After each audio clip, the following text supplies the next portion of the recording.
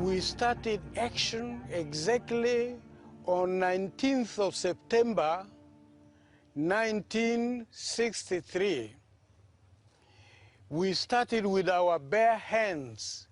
I myself entered the bush with machete in my hand. I had no gun.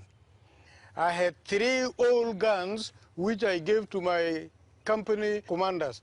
I organized the guerrilla army and called it Anyanya. Anyanya is name of a poison which is used by some tribes, including my own, Madi tribe, and it is a deadly poison. If it touches you, or it is given to you in water or in food, there is no medicine for it. The Anyanya rebellion became a civil war lasting almost 9 years and brought Joseph لاقو into direct confrontation with an old army colleague, Jafar Nmeri, who led a military coup in 1969. I knew him since 1960 here in Juba. As he took power in Khartoum, I found myself also in charge of the movement in the bush. And when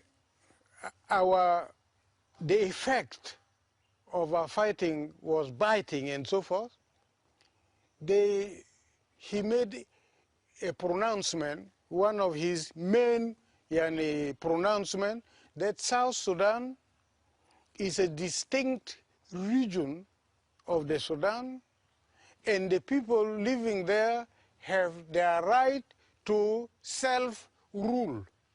I said, if someone has recognized what I am fighting for, then what is now left is to seek a way to have meaningful dialogue with him. A peace accord was signed in 1972 in Addis Ababa.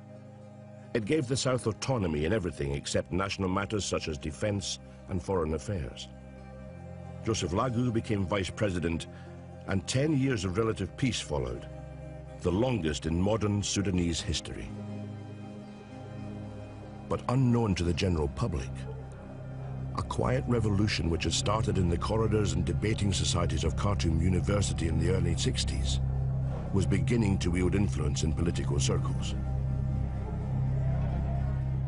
The key figure to emerge was a man who would eventually pull the country onto a path of strict Islamic principles, who would orchestrate military coups, and who is blamed by many in the South for creating laws which led to the Second Civil War, in which over 1 million people died.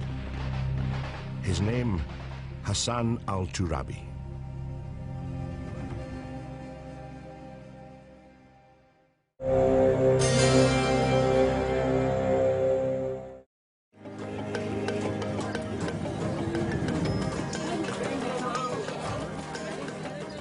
درمان سوق ضخم جدا كان بغذي السودان كله.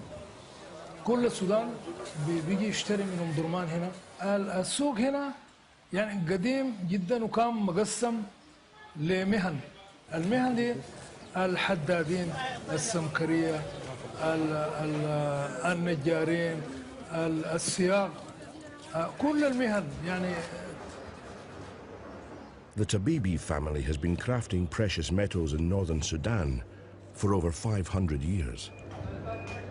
ما بس السودان هو في الشمال بس، لكن في كل العناصر لو طلعت لشرق السودان حتلقى في حضارة وفي تاريخ وفي ناس صنعت حضارة. لو مشيت جنوب السودان برضو بنفس القدر، طبعا ظروف الحرب هي اللي خلت الوضع كما هو عليه الآن. لأنه هنا بقى السودان ما إثنية واحدة ولا دين واحد ولا نوع واحد من البشر، مش أمة واحدة. نحن أمم كثيرة في السودان. المسلم مسلم، المسيحي مسيحي، ما في حاجة.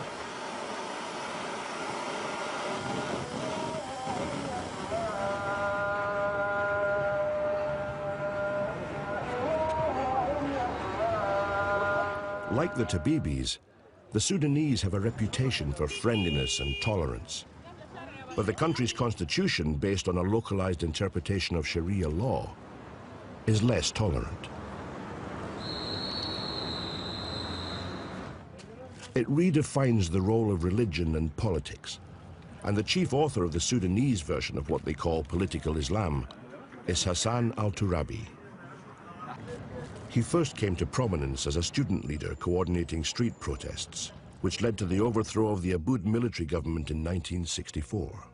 And from the university, we staged a revolution, a popular uprising, and the army later on joined the people. Oh, every general strike, everyone is in the street. Civilian government lasted just 5 years before being replaced in another military coup, which brought the left-wing Colonel Jafar Numeri to power. Turabi was imprisoned and then sent into exile. Over the years that followed, Numeri swung from initially being aligned to the communists through Arab nationalism to Pan-Africanism, and finally in the late 1970s, sensing a mood change in the country, he began to embrace political Islam. When he saw that the Islamic fundamentalists were a political factor, he changed into Islamic fundamentalism. He was that sort of man. Nmeri played the populist card by turning strongly towards political Islam. Oh yes, he did. And he was, of course, very jealous of us. He did not want Islam to be related to us, because we were the only ones who were championing the cause of Islam. Numeri invited Turabi back to Khartoum and appointed him to the powerful post of Attorney General.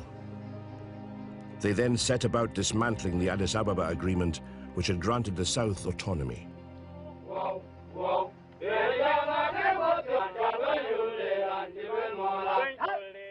It was at this point that John Garang, a protege of Joseph لاقو from the Anyanya days, and now a senior officer in the Sudanese armed forces, began plotting a southern rebellion.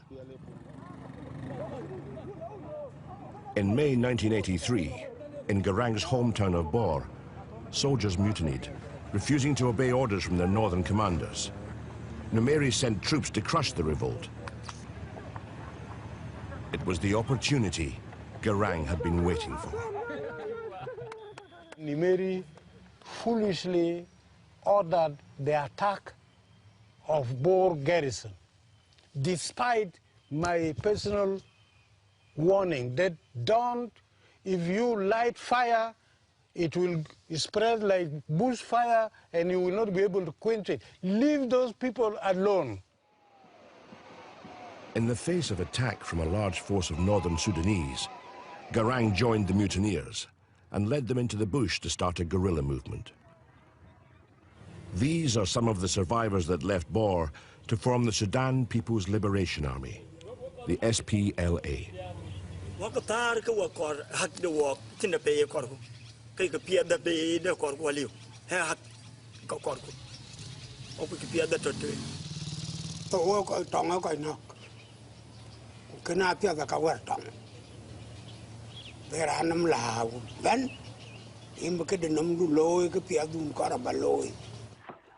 Although the first few months of the SPLA were marked by infighting amongst its leaders, a decision taken in Khartoum would soon unite the warring factions. Turabi played with the minds of the foolish military rulers. He made them to do for him what he could not do alone. In September 1983, with Turabi at its core, the Numeri regime introduced a strict interpretation of Sharia law, which included punishments of limb amputation for crimes such as theft, stoning to death of women for adultery, and a ban on alcohol consumption. Do you accept that the introduction of the September laws struck fear through the South? I think it was only used as propaganda and struck fear thereafter. But it wasn't actually application, because bars were open all the time in Juba. Those days, I'm quite sure about that. When I went to Juba myself with Joseph لاقو. And but security people sometimes, if they think you are subverting a public order for any reason, they might they might be as zealous. Islamically oriented. I mean, like the Salafis, like the jihadists, I mean, all over the world. When Nmeri declared the Islamic Sharia, Turabi said, what would have taken us 100 years to achieve, he did it by stroke of the pen. Even among northern Muslims there was anger, particularly at what they saw as Turabi's manipulation of the fundamentals of Islam. الترابي كان مستشار رئيس الجمهورية وعن استثناء الغير المسلمين من قوانين سبتمبر، فالترابي رفض لأنه قال دي بتبقى حجة إنه بعدين يدخلوا بها لمداخل أخرى، وحتى هو طبق الحدود فقط، حدود الشريعة الإسلامية، ما طبق الشريعة الإسلامية بفهم. فما كان المفروض يكون في قوانين بالفهم ده كده، هي اللي لخبطت الموضوع كله.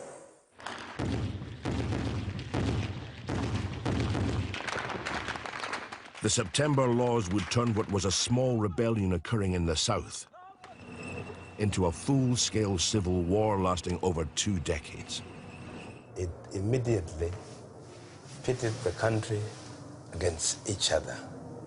And it is what made the people of southern Sudan swell the ranks of the SPLM.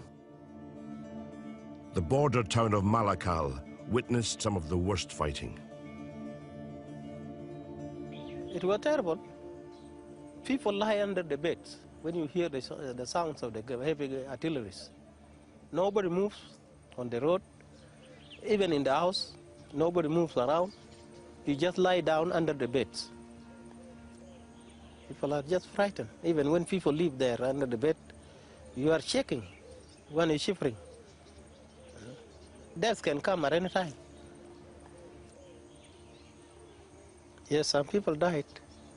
Even near in front of my house also there were some people who were shot. Then they lay there for 2 or 3 days. Nobody to touch them. At that time then you cannot walk.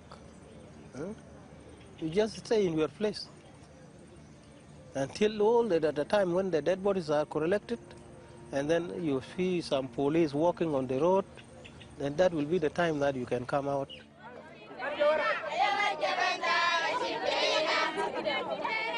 300 kilometers northwest of Malakal lie the Nuba Mountains.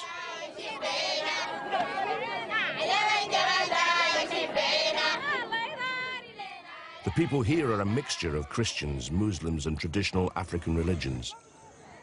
The war affected them all. رجال ونسوان وحتى مواطنين ديل كلهم الناس ديل ماتوا. هاي كانوا أمين شهرين حامل وقام جا قتلوه طوالي يلا قمنا مشينا طوالي.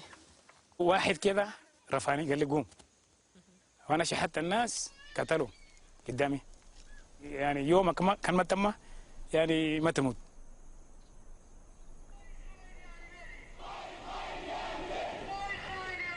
Hope of an end to conflict came in 1985. A general strike and mounting public anger led to President Nmeri being overthrown while on a visit to the United States. Military rule was eventually replaced by a coalition civilian government headed by Sadiq al-Mahdi. But it wouldn't be long before rumors of yet another coup emerged.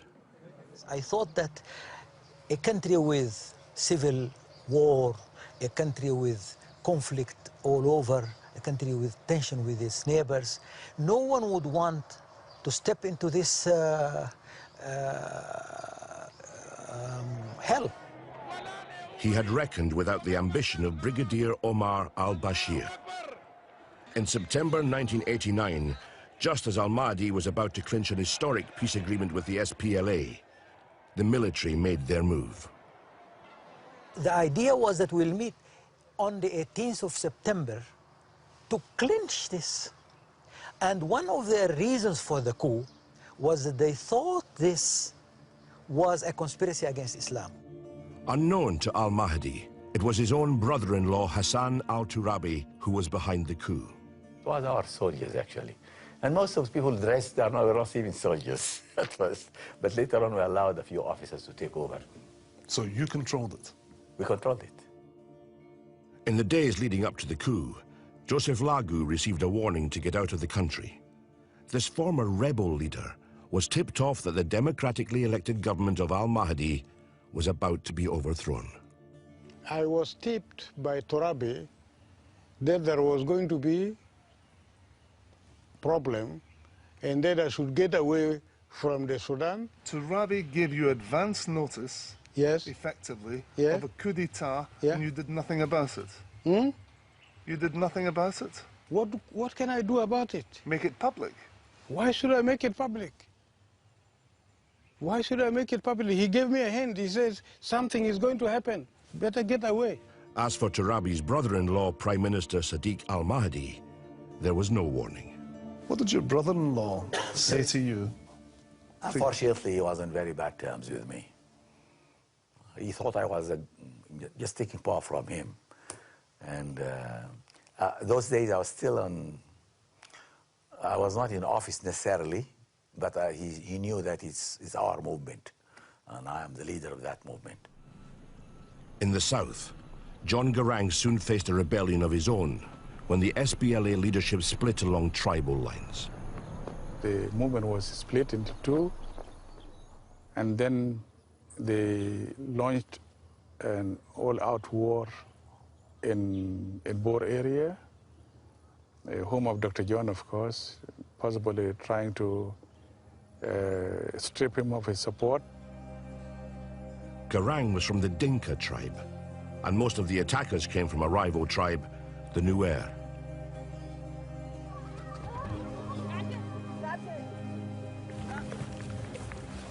They abducted also a number of children and girls and women. There was a massacring of people. Thousands of people died, and it was a total destruction, and the whole area was left deserted, a no man's area. So it was a very terrible situation.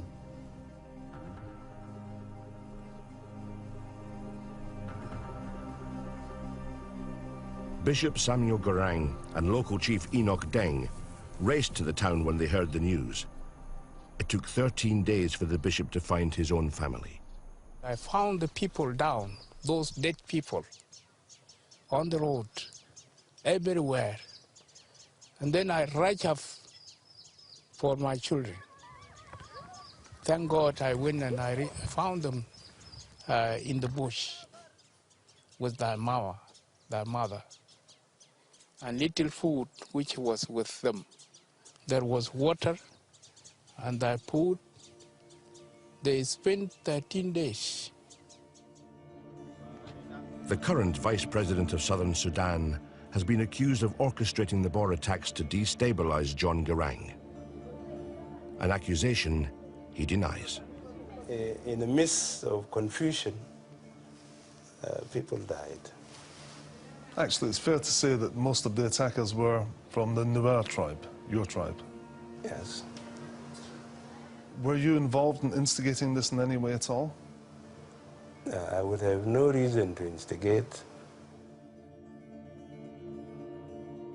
Garang now had to fight a civil war within the SPLA and continue to battle the Northern Army. President Bashir, on the other hand, experienced a golden period as the 20th century came to a close. Oil had been discovered in the border regions, boosting the Sudanese economy. Khartoum began to transform itself into a modern metropolis, and his popularity soared.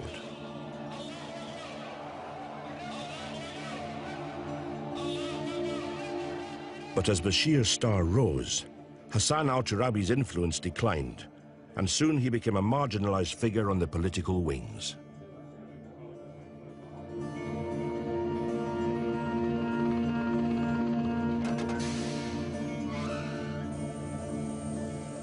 The discovery of oil has brought its own problems, because 80% of the reserves are in the south, and the pipeline goes north.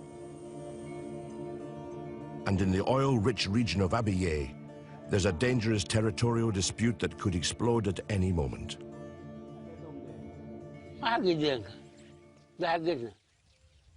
نحن سيارة نحن دارنا ما ناس ساكنين هاي نطلع كده نروح بالسيخ بنقول هونا ويوم الصيف يجي نجي نخليه خلا هي بنقول ده حقنا نحن ذو السيارة ماشيين كي وماشيين كي لكن سكن ما عندنا.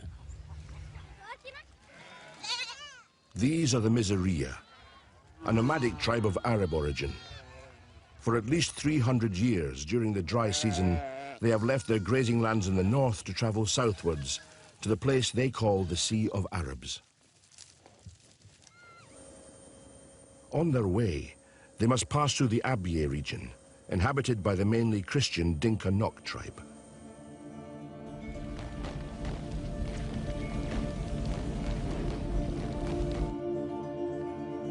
Time and again, the region has been devastated by fighting, which the local population claims is the work of Miseria militias, armed by the government. I have seen the whole area was burned down. Even those buildings you are seeing, they have just been rebuilt. They were not there. The whole thing has got destroyed at all, and people move towards South Abyei. But the Miseria chief denies that his people are responsible. To turn over the picture that the Miseria are bad people, the Miseria are hostile, the Miseria are very violent. Yes, yes, we are not like this. I confirm to you that till this moment, we want to live in coexistence and peace with our brothers Ngok. Till this moment, yes.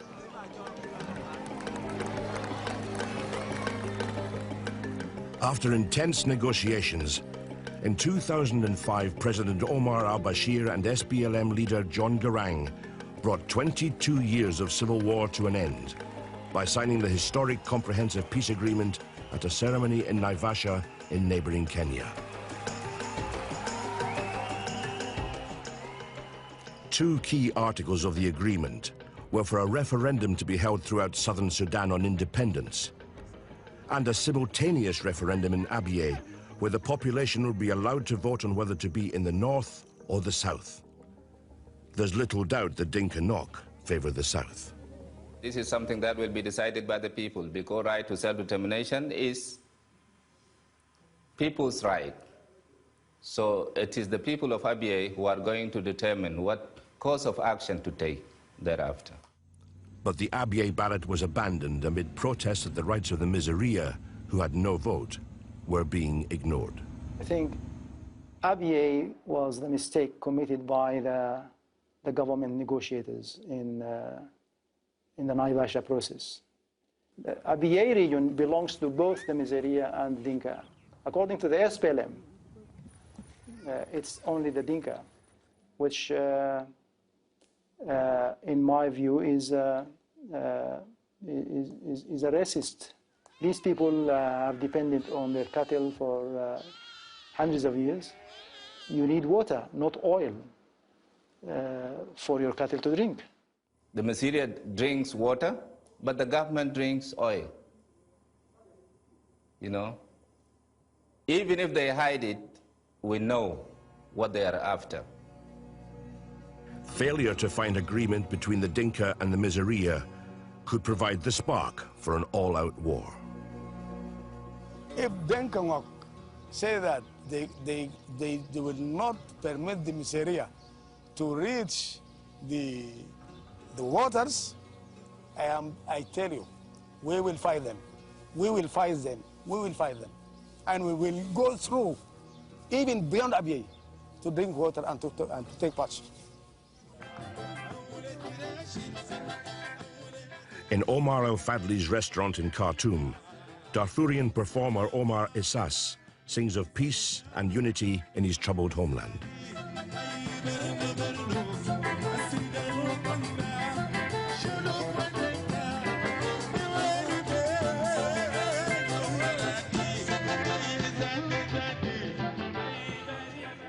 The United Nations says up to 300,000 people have died in Darfur and 2.7 million have fled their homes.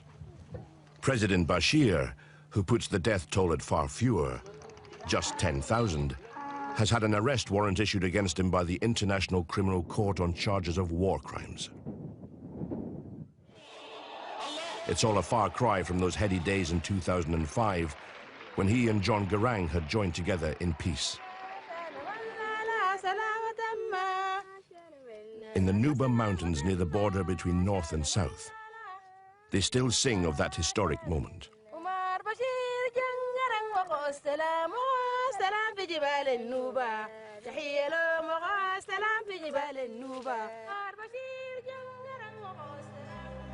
But in a mausoleum in Juba, southern Sudan, lie the remains of John Garang, killed in a helicopter crash just 6 months after signing the peace agreement and 3 weeks after over 1 million people had welcomed him to Khartoum.